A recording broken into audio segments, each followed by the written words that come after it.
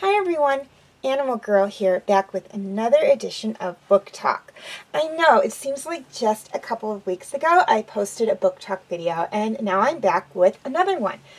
Well, I did say Book Talk videos were going to be posted very sporadically, and we'd sometimes have huge gaps in between the videos, and sometimes teeny tiny little gaps between the videos, and sometimes two videos within the same day. So anyways, this book talk video is on a book I was reading at work and basically finished a couple days ago. It just took me a while to actually get everything together and do the video. I actually finished reading it Friday, so really only about 2 days. And that book is Wandering Star, a Zodiac novel. Now I know, it seems like just 2 months ago I did a review on a Zodiac a novel, and now I'm doing a book talk video on the next book in the series. No, this was not a short book. Yes, it was somewhat of a fast read, but that had a small part to do with it. Part of it was due to the fact that I was actually working a lot of 8-hour shifts in October, so last month, and that kind of was basically meant I had 3 chances to actually read this book while at work, my 2 15-minute breaks and then my lunch break as well, so I just really got through it relatively quickly. So anyways, Wandering Star Zodiac novel.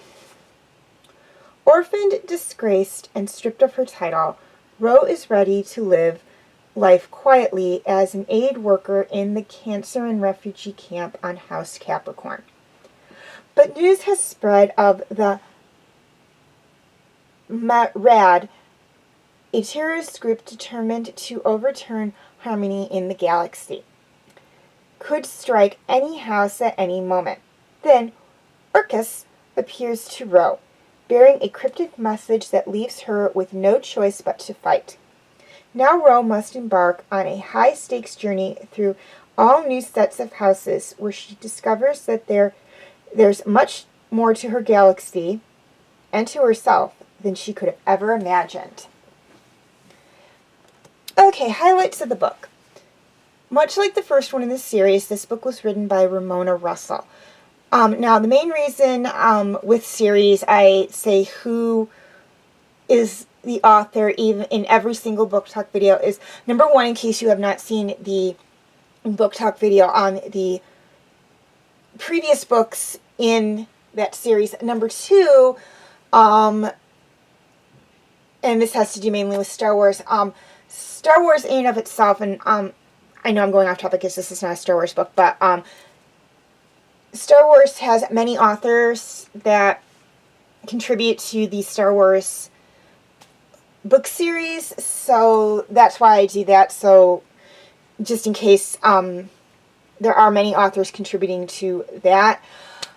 Dragonlance does basically the same thing. I probably will review a couple of Dragonlance books as well once I find them. I am still looking for a good chunk of my Dragonlance books. But that is why I always do the author. It's also to kind of tribute, let you know, hey, this person wrote the book. Okay, now this book had 36 chapters plus the prologue. And it is the second book in the Zodiac series, the first being Zodiac, a novel. And there are 2 other books in the series, Black Moon and 13 Rising.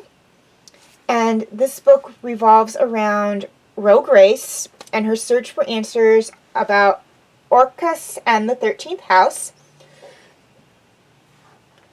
And yes, I will do book talk videos on Black Moon and 13 Rising. I'm just going to let you know there might be a gap between 13th Rising and Black Moon, or Black Moon and 13th Rising, as I do not, as of the posting of this video, have 13th Rising yet.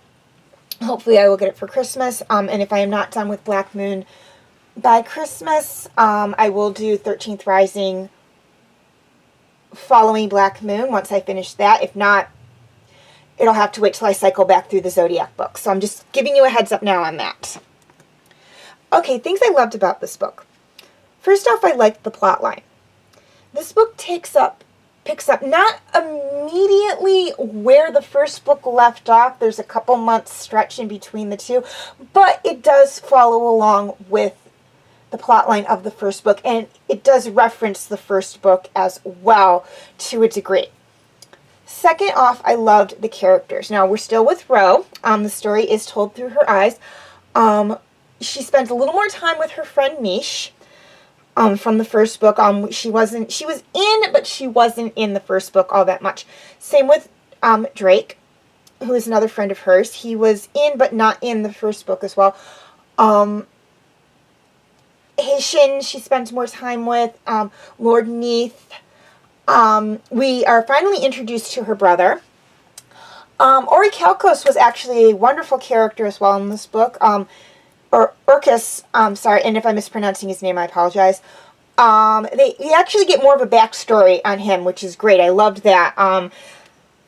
You didn't get much of a backstory on him in the first book. This book, you get more of a backstory on him. I love that because we're actually able to see another side of him, and I don't want to say it creates sympathy for him, but we're kind of seeing where things are going with him to lead him to this point.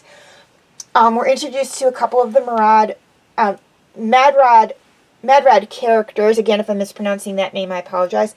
Really only one is given a name, but the characters are interacting with them. We meet 3 new guardians in this book, and I don't mean new as in they are newly sworn in. I mean they're new to us as Ro is interacting with them. The guardian of Taurus, the guardian of Sagittarius, and the guardian of Capricorn. So I did like that. We also meet some of the other we also are, not meet, but we interact with some of the other guardians as well. Lord Neath, obviously, from Libra, and one of the guardians from Gemini as well. We're interacting with her. So I did like that. We got a nice mix of characters in here. We also learn a little bit more about the risers in this book, a little more of the history behind them, the difference between a balanced riser and an unbalanced riser, which is big. The risers are kind of the minority within this book, and just so going in, you know what's going on, because I don't think it's explained very well in the first book. They really go into more depth in this book. A riser is basically someone who was born into one house, so like say born into house Libra, and I'm just picking a house, but they then begin to develop attributes from another house, say house Leo. And some of them, the balanced risers, can actually merge in with their new house and continue living a fairly uneventful life within the new house, their new house, and basically live as a member of their new house. The unbalanced ones have a little more trouble doing so, and the Marad is basically made up of risers, and I'm not giving that away as a spoiler. I'm just letting you know going into the book that's what the Marad is made up of. And they do not like the Zodiac because they do not know where they fit in. They're mostly the unbalanced ones. But we get into a little more information on them. We get into a little more history on Orichalcos, Orcus, and we also get a little more history on the Trinity Axis, which is something that took place 1,000 years ago within the Zodiac. And I don't want to get too much into it because it would be spoiler, and it does play a major role within this book. But the members of the Trinity Axis were House Cancer, House Taurus, and I think House Leo. I can't remember the third one, but I think it was House Leo. But that's all I'm saying on the Trinity Access. If you want to learn a little bit more about it, I suggest you go and read the book. Lastly, I loved the houses. Now, again, we explore a couple more houses within this book. We are exploring Capricorn, Sagittarius, and Taurus. So we're exploring 3 other houses in this book. I think in the first book we explored 4, maybe 5. Let's see, we explored Cancer and Libra, Aries, Gemini, and Virgo. So 5 in the first book and 3 in this book. So we are up to 7 of the Zodiac with 4 more houses left that we have to explore. So we will definitely, more than likely, be touching on those 4 books, or those 4 houses within the next 2 books.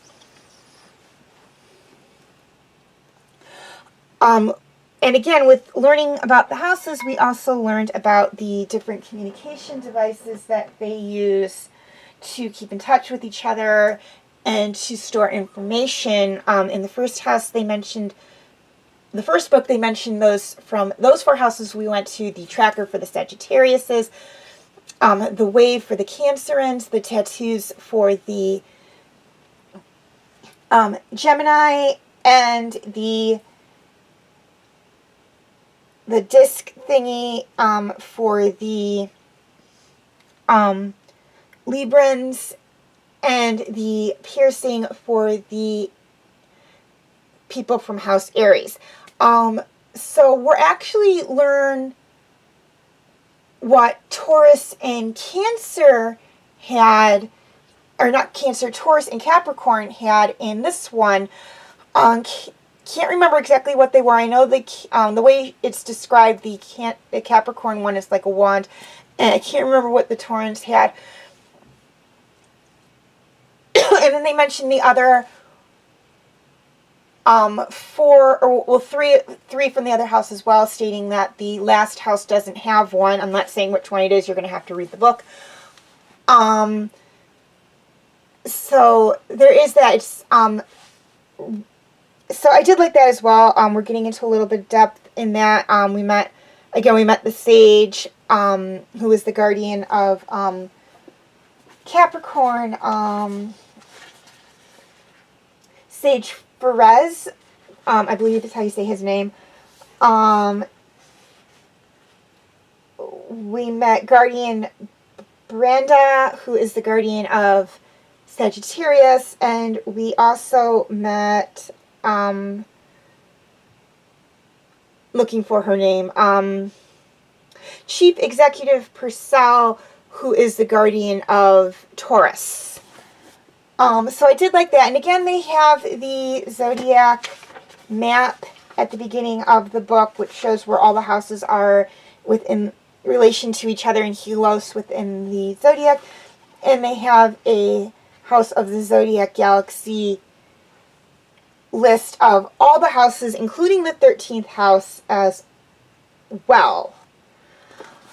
But they do have the 13th house crossed off. I mean, you can read it, but it's crossed off. So I did like that as well. I thought that was a wonderful touch. It's something that they use with the Zodiac as well.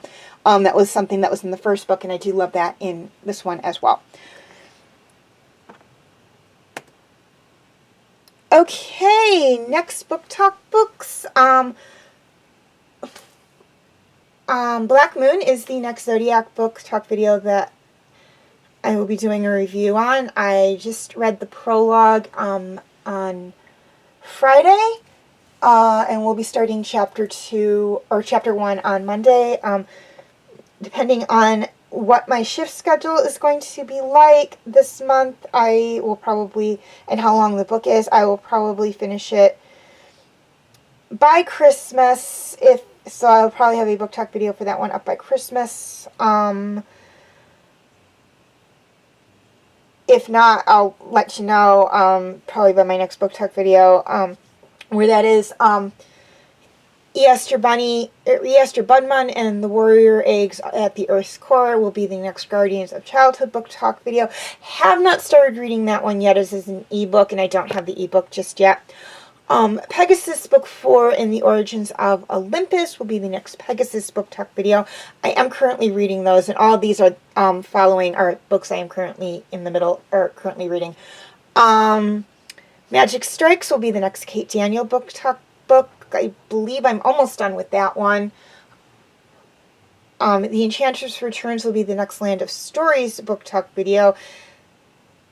Kind of near the beginning of that one, so that one's going to take a little bit of time. And Star Wars: A New Dawn will be the next Star Wars Book Talk video. Again, like Magic Strikes, I'm nearing the end of that book as well, so I don't know which one of those two will be the next video, or next Book Talk video. It'll be either Magic Strikes or Star Wars: A New Dawn. You may actually get those two back-to-back,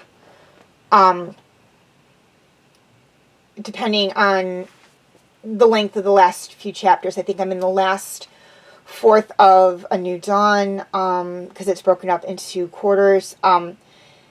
Magic Strikes, I have to actually look at, but they both look like they're right about even. I think I might actually finish Magic Strikes first, though, so that will probably be the next one that I do a book talk video on, but don't quote me on that. I'm not sure. I could finish Black Moon before I finish Magic Strikes and A New Dawn and have that one be the next book talk video. I don't see that happening, but it's entirely possible. Again, it depends on my work schedule and how tired I am when I get home, and whether or not I decide to read the books that I am currently reading at night when I get home. Because for those of you who work, sometimes when I get home, particularly if it's late at night and it's been a 8.5-hour work day, I don't feel like reading. I just want to go to bed. But again, hopefully it will be Magic Strikes followed by Star Wars: A New Dawn will be the next couple of book talk videos, then followed by Black Moon. But again, I can't make any promises on that. Okay, related video. Please check out my related videos for Zodiac.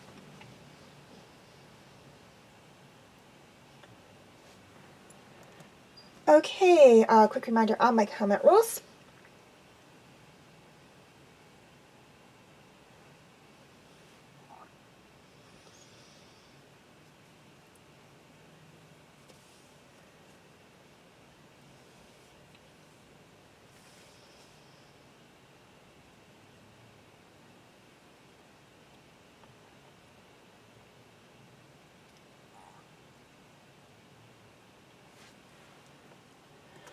Okay, feel free to check out my other book talk videos.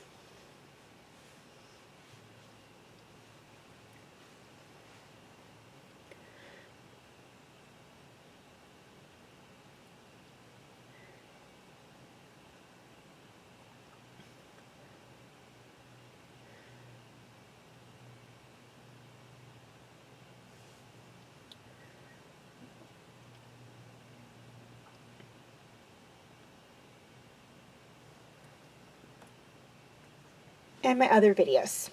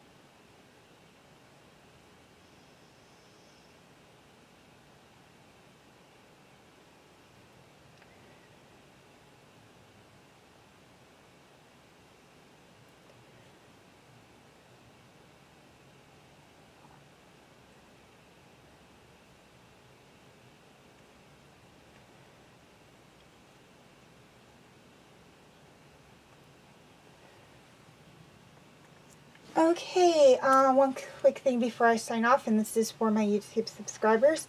Please note that TV Talk will be posted, have a dual posting. It'll be posted both to my YouTube page and my YouTube channel and my Facebook page.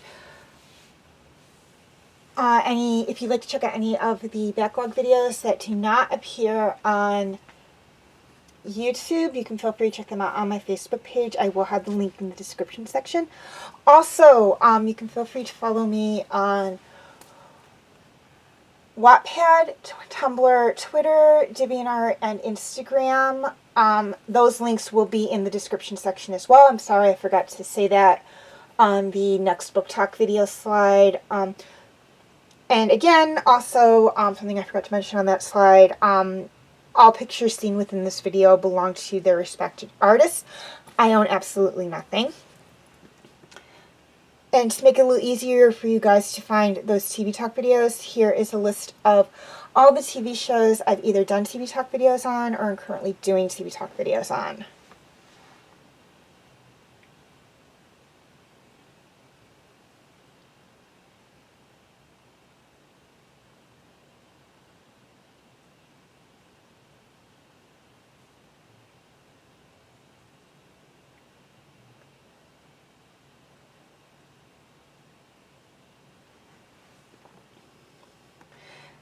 Okay, thank you for watching, and have a very nice day.